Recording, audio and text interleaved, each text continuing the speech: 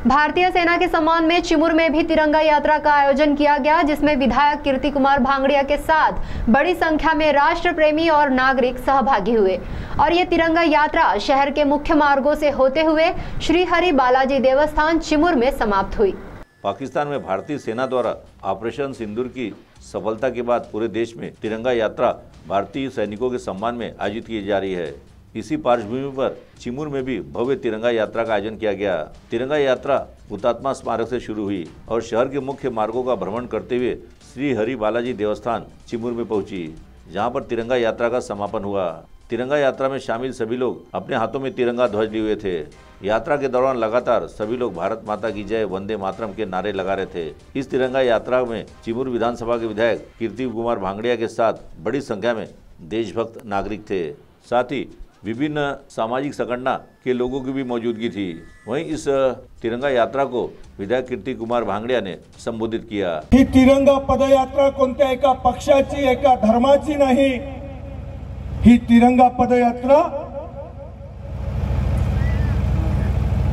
देशप्रेमीची आहे, देशभक्तांची आहे आणि याच्यात आपलं चिमूर कुठेही मागे नाही हे आज आपण दाखवलं। त्यासाठी पुन्हा आपल्या सर्वांचं मनापासून आभार, मनापासून खूप खूप धन्यवाद। 22 एप्रिलला आपण बघितलं पहलगाम मध्ये एक भ्याड हल्ला झाला। आपले 26 पर्यटकांना जे फिरायला गेलेले होते त्यांच्यावर हल्ला करून त्यांना मृत्युमुखी पाडण्यात आलं आणि त्याच दिवशी आपल्या देशातल्या तीनही दलाच्या जवानांनी आणि या देशातलं कंखर नेतृत्व आदरणीय नरेंद्र मोदी साहेबांनी ठरवलं, चून चून के बदला मारेंगे, इसका बदला हम लेके रहेंगे।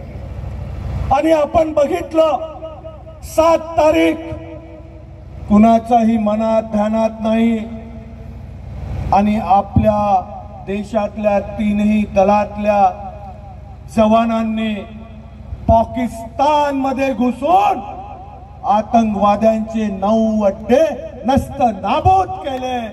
ही किमया फक्त दाखवू शकते तर भारतातला तीनही दलातला आपला जवान, आणि ती त्यांनी दाखवली। CTV के लिए हमारे प्रतिनिधि बालू सातपुते की रिपोर्ट।